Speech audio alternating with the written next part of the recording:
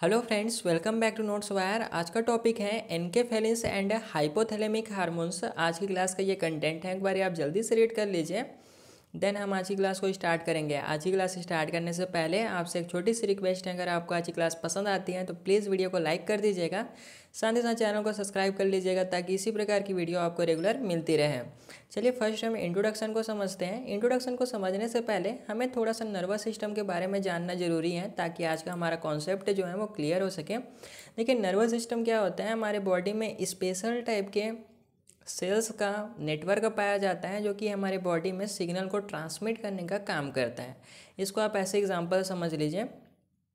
मान लीजिए इस बच्ची को पेंसिल को पिक करना है, तो इसने क्या किया, अपने ब्रेन में थॉट किया। अब इस सिग्नल को इसके हैंड तक पहुंचाने का काम जो है वो नर्वस सिस्टम के थ्रू होगा, जिससे इसके हैंड के मसल्स में कॉन्ट्रैक्शन और रिलैक्सेशन होगा और ये बच्ची जो है वो पेंसिल को पिक कर लेगी। इसी प्रकार से जितने भी डिफरेंट टाइप के सिग्नल होते हैं उनका हमारे बॉडी में ट्रांसमिट जो होता है वो नर्वस सिस्टम के थ्रू होता है। नर्वस सिस्टम जो होता है वो न्यूरॉन से मिलकर बना होता है। जिस प्रकार से घर जो होती हैं वो ईंट से मिलकर बनी होती हैं, उसी प्रकार से नर्वस सिस्टम न्यूरॉन से मिलकर बने होते हैं।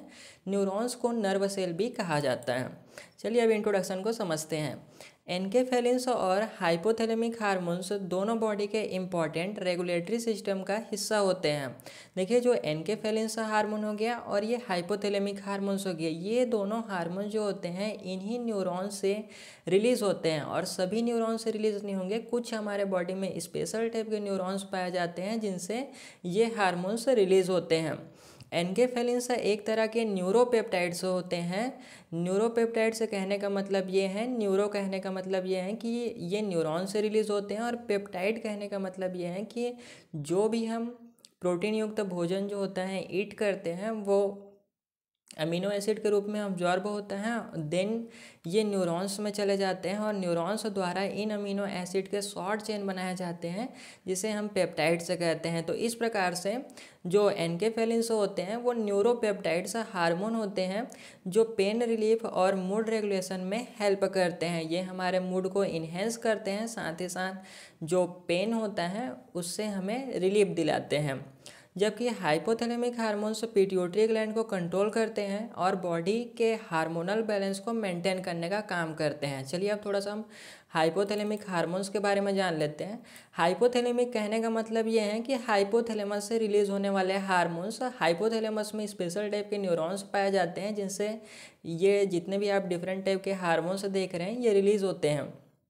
जैसे thyrotropin releasing hormone, dopamine growth hormone releasing hormone, somatostatin, gonadotropin releasing hormone, corticotropin releasing hormone, oxytocin और वेसोप्रेसिन, ये फर्दर पिट्यूटरी ग्लैंड को स्टिमुलेट करेंगे जिससे बॉडी में डिफरेंट टाइप के हार्मोन जो होते हैं वो रिलीज होते हैं और अलग प्रकार के अपने फंक्शन जो होते हैं वो दिखाते हैं।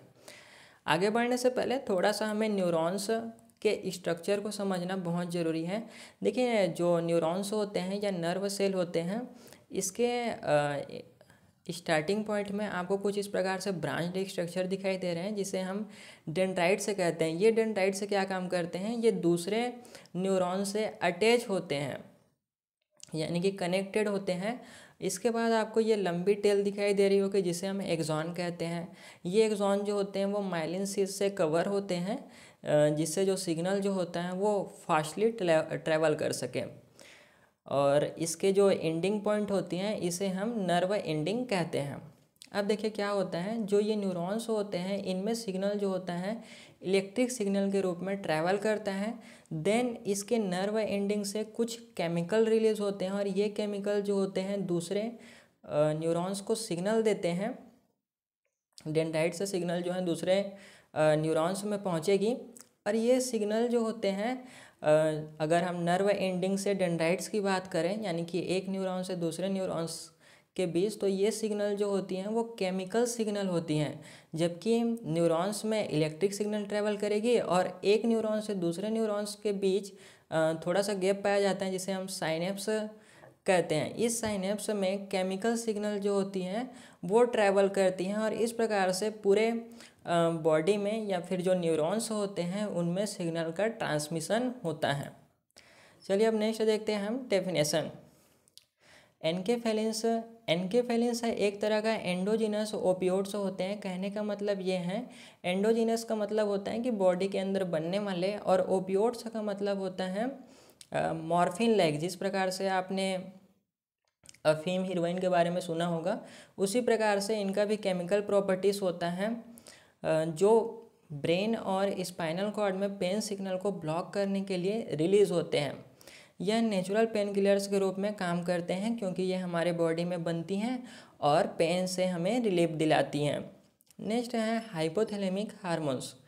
हाइपोथैलेमिक हार्मोन्स वो केमिकल मैसेंजर होते हैं जो हाइपोथैलेमस से रिलीज़ होते हैं और डायरेक्टली पिट्यूटरी ग्लैंड को टारगेट करते हैं। यह बॉडी के एंडोक्राइन सिस्टम को रेगुलेट करने के लिए रिस्पॉन्सिबल होते हैं। देखिए क्या होगा, हाइपोथैलेमिक हार्मोन जो होते हैं वो हाइपोथैलेमस में प्रेजेंट स्पेशल टाइप के न्यूरॉन से रिलीज़ होंगे और रिलीज़ होने के बाद डायरेक्टली पिट्यूटरी ग्लैंड को स्टिमुलेट करते हैं, जिससे पिट्यूटरी ग्लैंड जो होते हैं वो डिफरेंट टाइप के हार्मोन्स रिलीज़ करते हैं और एंडोक्राइन सिस्टम को रेगुलेट करने का काम करते हैं। थर्ड है सिंथेसिस ऑफ एनकेफेलिन्स, यानी कि एनकेफेलिन्स हार्मोन का सिंथेसिस किस प्रकार से होता है। लोकेशन ऑफ सिंथेसिस, एनकेफेलिन्स का सिंथेसिस न्यूरॉन्स के अंदर होता है। जो हमने न्यूरॉन्स के स्ट्रक्चर देखे हैं ना, तो उस न्यूरॉन्स के अंदर ये हार्मोन जो होते हैं वो सिंथेसिस होंगे। स्पेसिफिकली ब्रेन और स्पाइनल कॉर्ड के रीजन में जो पेन परसिप्शन, यानी कि जो पेन के एहसास दिलाने में और स्ट्रेस के रिस्पॉन्स से जुड़े होते हैं, उन स्पेशल न्यूरॉन्स द्वारा एनकेफेलिन्स हार्मोन का सिक्रीशन होता है। नेक्स्ट है पेप्टाइड फॉर्मेशन। चूँकि एनकेफेलिन्स हार्मोन जो होते हैं वो पेप्टाइड हार्मोन्स हैं, यानी कि अमीनो एसिड के शॉर्ट चेन से मिलकर बने होते हैं, इसलिए यहाँ पे लिखा गया है पेप्टाइड फॉर्मेशन। एनकेफेलिन्स प्रो एनकेफेलिन्स नाम के प्रिकर्सर प्रोटीन से बनते हैं, यानी कि यही इनका प्रिकर्सर होता है, स्टार्टिंग प्रोटीन होता है जिससे एनकेफेलिन्स हार्मोन बनते हैं, जो न्यूरॉन्स के अंदर बनता है। ये प्रोटीन जो होते हैं प्री प्रो एनकेफेलिन्स, इन्हीं से न्यूरॉन के अंदर एनकेफेलिन्स हार्मोन का सिंथेसिस होता है। इस प्रिकर्सर प्रोटीन का ब्रेक डाउन होके एनकेफेलिन जैसे पेप्टाइड बनते हैं। मेनली दो टाइप के एनकेफेलिन्स हार्मोन बनते हैं, मेट एनकेफेलिन्स और ल्यू एनकेफेलिन्स। नेक्स्ट है स्टोरेज। इन एनकेफेलिन्स को न्यूरॉन के एंड में वेसिकल्स के अंदर स्टोर किया जाता है, जो साइनेप्टिक टर्मिनल्स में रहते हैं। देखिए ये क्या हो गया, जो नर्व एंडिंग है, यहीं पर आपने देखा था कि दो न्यूरॉन्स जो होते हैं आपस में जहाँ कनेक्टेड होते हैं या जंक्शन होते हैं, उसे हम साइनेप्स कहते हैं। तो इस साइनेप्टिक टर्मिनल में इस प्रकार के वेसिकल्स पाए जाते हैं छोटे छोटे, और इस वेसिकल्स में आपको जो येलो कलर के सर्कल दिखाई दे रहे हैं अंदर में, ये एनकेफेलिन्स हार्मोन को शो कर रहे हैं कि एनकेफेलिन्स हार्मोन जो होते हैं वो नर्व के एंडिंग में स्टोर होते हैं। नेक्स्ट है action mechanism on target cells of enkephalins, यानी कि एनकेफेलिन्स हार्मोन कैसे टारगेट सेल पर अपना एक्शन दिखाता है। फर्स्ट है ट्रिगर फॉर रिलीज। जब बॉडी में पेन या स्ट्रेस का सिग्नल आता है तो स्टोर्ड एनकेफेलिन्स वेसिकल से रिलीज हो जाते हैं। यह सिग्नल इंजरी या स्ट्रेस की वजह से आता है। देखिए हमें किसी प्रकार का अगर इंजरीज हो जाता है या कहीं पर हमें पेन हो रही है बॉडी में, तो इस कंडीशन में जो वेसिकल्स होते हैं, जैसे कि हमने यहाँ पे देखा कि नर्व एंडिंग पर इस प्रकार से वेसिकल्स पाए जाते हैं, इस वेसिकल से जो एनकेफेलिन्स हार्मोन होते हैं वो रिलीज हो जाएंगे।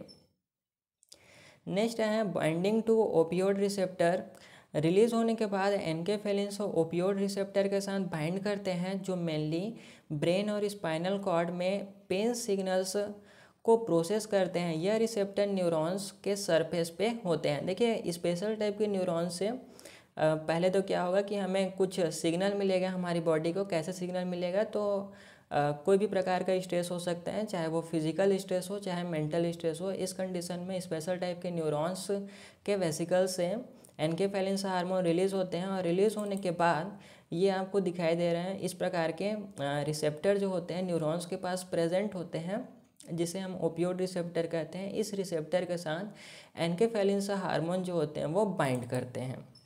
नेक्स्ट प्रोसेस क्या होगा, ब्लॉकिंग पेन सिग्नल्स। जब एनकेफेलिन्स ओपियोइड रिसेप्टर से बाइंड करते हैं तो पेन सिग्नल का ट्रांसमिशन ब्लॉक हो जाता है। यह सिग्नल स्कैंडिंग पेन पाथवे के थ्रू ब्रेन तक नहीं पहुंच पाते, जिससे पेन का परसेप्शन जो होता है वो कम हो जाता है। इसी में से समझते हैं।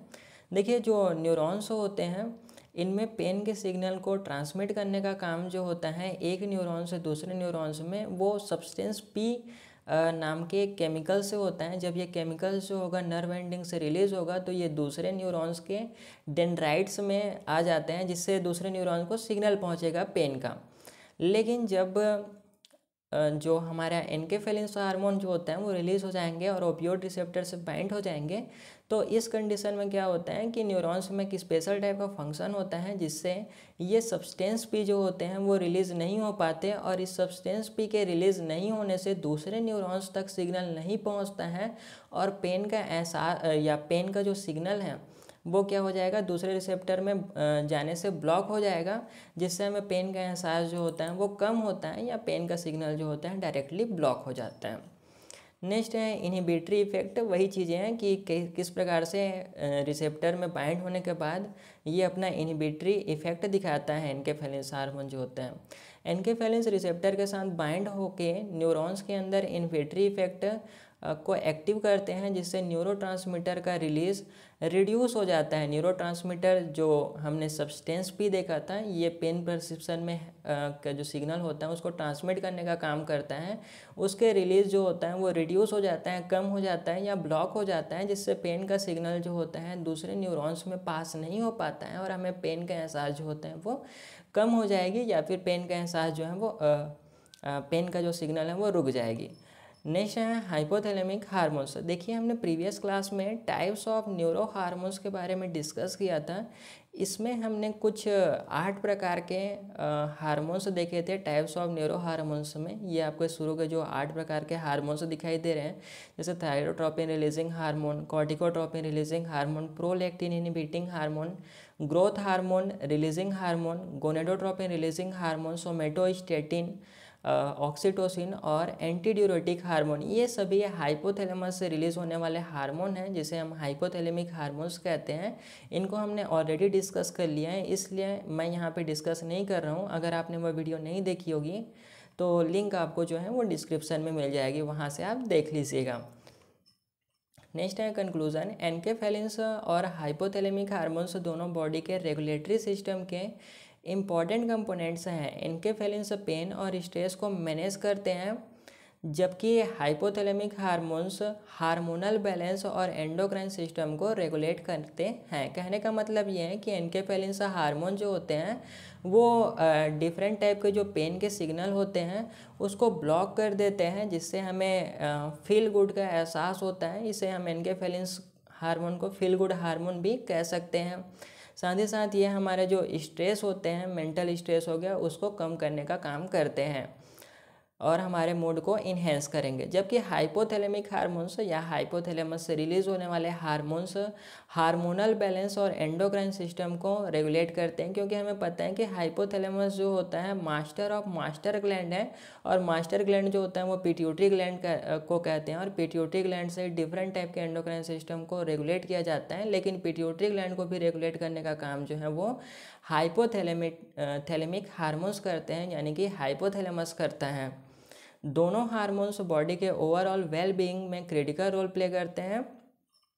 नेक्स्ट है reference, textbook of endocrinology by R.H. Williams, general and comparative endocrinology by E.J.W. Barringtons. Thank you for watching. हम लोग बहुत ही करीब हैं 100 सब्सक्राइबर के। प्लीज़ यार, अगर आपने सब्सक्राइब नहीं किया होगा तो प्लीज़ कर दीजिए। Thank you.